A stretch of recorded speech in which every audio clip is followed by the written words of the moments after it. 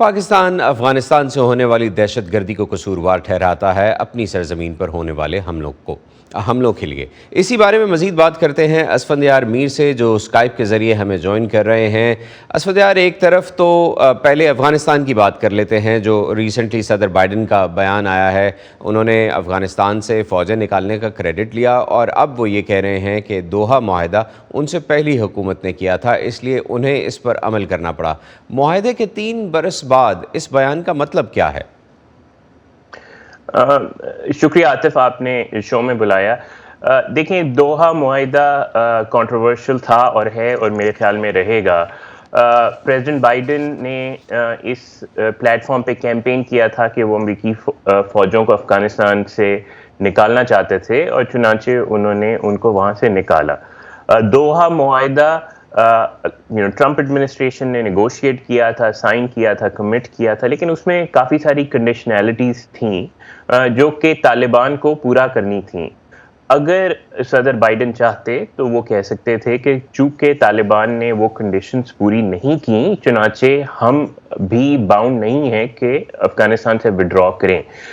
مگر انہوں نے ایسا نہیں کیا، اور اس وقت جو ڈیلیبریشن ہوئی اس کے بارے میں جو ہمیں معلوم پڑا ہے اس کے بعد، کہ پریزیڈنٹ بائیڈن اس بات سے تھوڑا سا ہچکچا رہے تھے کہ اگر انہوں نے ایسا کیا تو افغانستان میں جنگ دوبارہ سے چھڑ جائے گی۔ ان کا اس وقت امریکی فوجوں کا طالبان کے ساتھ ایک سیز فائر تھا، وہ لیپس کر جائے گا، جس کے نتیجے میں انخلا کے بجائے انہیں شاید افغانستان میں اپنی فوجیں بڑھانا پڑیں گی، اور وہ ایسا بالکل نہیں کرنا چاہتے تھے۔ چنانچہ اس وجہ سے انہوں نے جو بھی ٹرمپ ایڈمنسٹریشن نے نیگوشیشن کی تھی اور جو اگریمنٹ کیا تھا، وہ اس کے ساتھ ہی کمیٹڈ رہے۔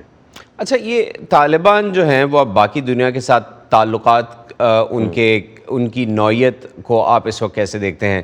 مغرب ان سے بات چیت کر رہا ہے، تھوڑی بہت طالبان کو یا افغانستان کو امداد بھی مل رہی ہے مغرب سے، خاص طور پر فوڈ سیکیورٹی اور ان ایریاز میں، اور مغرب انہیں یاد بھی کروا رہا ہے کہ انہوں نے جو وعدے کیے تھے ان کو پورا کرنا ہوگا۔ دوسری طرف بعض ملکوں نے افغانستان کے سفارت خانے اپنے ملکوں کے اندر طالبان کے حوالے کر دیے ہیں۔ اس مکسڈ اپروچ سے کوئی فائدہ ہوگا یا نقصان؟ دیکھیں، ویسٹ کے ساتھ طالبان بات چیت تو کر رہے ہیں، اور جیسے آپ نے کہا ہیومینیٹیرین اسسٹنس بھی ان کو دے رہے ہیں۔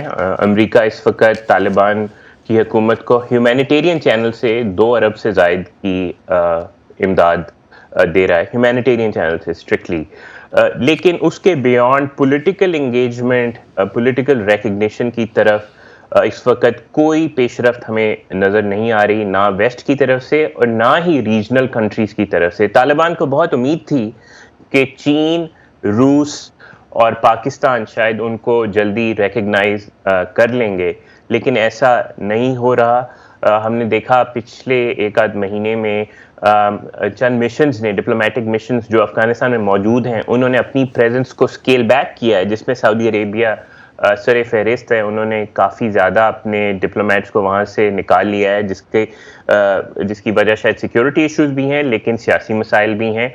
پاکستان کے ساتھ بہت ٹینشن طالبان کی بڑھ گئی ہے، اور چین اور روس بھی کافی کنسرنز رکھتے ہیں، جس کی وجہ سے ہم ابھی تک ریکگنیشن کی طرف معاملہ جاتے ہوئے نہیں دیکھ رہے، اور مجھے لگتا ہے کہ طالبان آئندہ آنے والے عرصے میں کچھ اتنے ہی آئسولیٹڈ، ڈپلومیٹکلی آئسولیٹڈ رہیں گے۔ آپ نے جیسے بات کی کہ پاکستان اور طالبان کے تعلقات بھی کچھ اچھے نہیں ہیں اس وقت، اور وہ نظر بھی آ رہا ہے۔ حال ہی میں پاکستان کے وزیر دفاع اور ISI کے چیف افغانستان گئے، اور اس اگلے ہی دن بارڈر پہ ایک اور جھڑپ ہوئی پاکستانی فوجیوں اور طالبان کے درمیان۔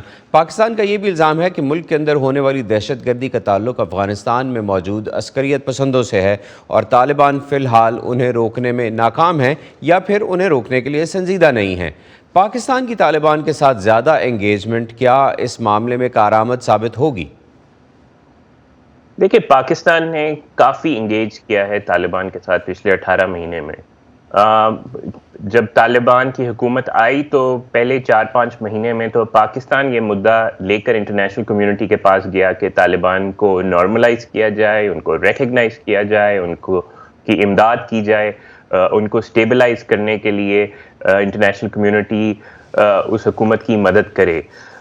اس کے بعد پاکستان نے اپنی اکنامک انگیجمنٹ طالبان کی حکومت کے ساتھ بہت بڑھائی, بہت ساری نئی بارڈر کراسنگز کھولیں, جو ٹریڈ ٹرانزٹ کے مسائل تھے ان کو ریکنسیڈر کیا, بہت ساری رولز ریسٹرکشنز کو ایز کیا, یہاں تک کہ پچھلے سال طالبان کی حکومت نے پاکستان کو, یا طالبان کی حکومت میں بزنسز نے پاکستان کو 1.2 ارب کی ایکسپورٹ کی, جو کہ افغانستان کی حکومت کی تاریخ میں سب سے بڑی ایکسپورٹ ہے پاکستان کی جانب.